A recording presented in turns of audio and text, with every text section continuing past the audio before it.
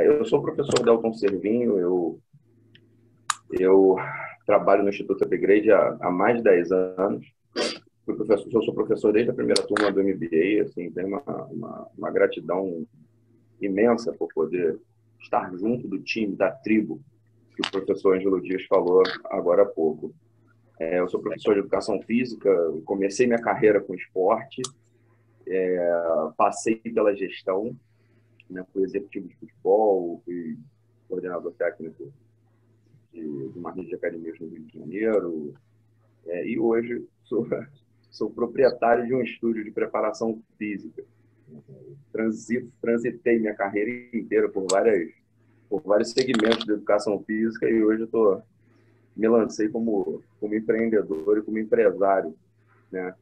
E foi muito legal essa oportunidade, principalmente em função do que aconteceu a partir de março de 2020, né, com a questão do distanciamento social, da pandemia, e o estúdio foi fechado, enfim, essas reinvenções que a gente precisou fazer durante esse período. Mas, enfim, eu vim falar sobre comportamento do consumidor e o mais conciso possível, respeitando o tempo que foi determinado para a gente,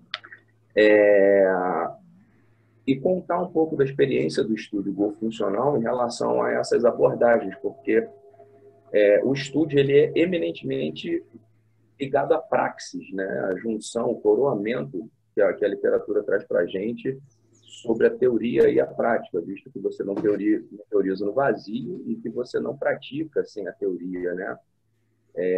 E aí, como é que a gente coloca lá no estúdio, sobre a mesa, todo esse cabedal de ciência que a gente tem acesso e como é que a gente traduz isso na prática? A questão do comportamento do consumidor, ela se dá principalmente, antigamente, né, ela se dava principalmente em cima de 4 pilares, era muito claro, né, os pilares do comportamento do consumidor e como a gente geria isso. A gente falava do comportamento do consumidor do ponto de vista pessoal, aquilo que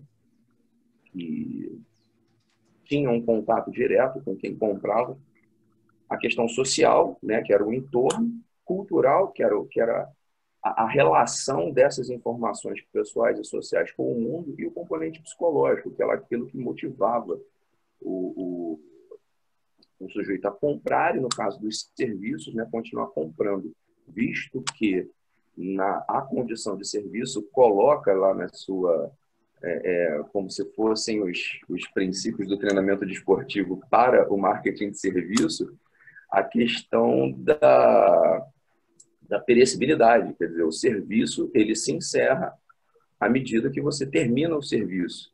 E cada serviço é um novo serviço, e isso gera uma outra oportunidade de avaliação de qualidade pelo consumidor, né? A partir da virada do século, né, e os estudos ligados à área de psicologia, antropologia, sociologia, né, comportamento humano, elas trazem para a gente uma contrição desses 4 itens e uma junção das características sociais e culturais num termo que os autores chamam de socioculturais, visto que você não consegue dissociar sociedade e cultura, né? A cultura ela é a expressão da própria sociedade, e a sociedade ela só existe baseada nas suas culturas, né? Culturas e subculturas. E aí, subcultura, no ponto de vista antropológico, ele precisa ser entendido não como uma redução da cultura, mas sim como uma variação da cultura, né? Quando a gente chama de cultura e subcultura, não há uma hierarquização de culturas, e sim variações, né? E aí é só uma questão semântica, porque, enfim, eu posso falar subcultura e para não ofender, para que as pessoas não se sintam ofendidas com isso. Então, atualmente, como é que a gente trata as questões do comportamento do consumidor? Como é que a gente faz a gestão disso lá no estúdio?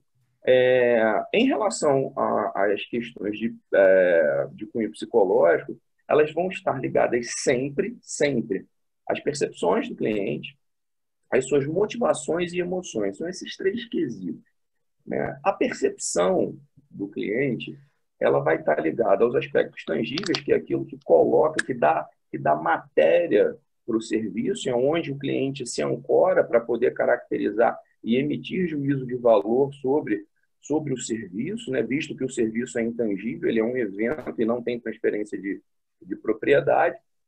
E a gestão do ambiente, por exemplo, ela é importantíssima, né? Porque é onde o cliente se ancora. Então, lidar com o consumidor significa lidar com a arquitetura, lidar com o cheiro, principalmente, né? A gente tem uma preocupação muito grande com o aroma lá do estúdio, né? Para que, principalmente, para não trocar o aroma do estúdio, né? Para criar uma vinculação mnemônica na cabeça do cliente, né? De que aquele cheiro é o cheiro do estúdio, né? E principalmente ligado às questões emocionais, né? E aí quando a gente fala de emoção, principalmente da experiência sensorial, né? A organização dos treinamentos no estúdio, elas têm uma característica que levam os clientes a se sentirem desafiados, mas num quilate, num degrau onde esse desafio ele seja o cliente consiga atingir o desafio. Como é que a gente faz isso? Outro dia eu estava fazendo uma live com um dos autores do livro que eu escrevia, e aí ele me perguntou como é que eu periodizava, por exemplo, os exercícios, visto que a todo momento eu tenho entrantes, né? Eu tenho novos clientes, eu tenho clientes moderados e clientes avançados, né? Eu tenho clientes iniciados e clientes avançados. Como é que eu faço isso?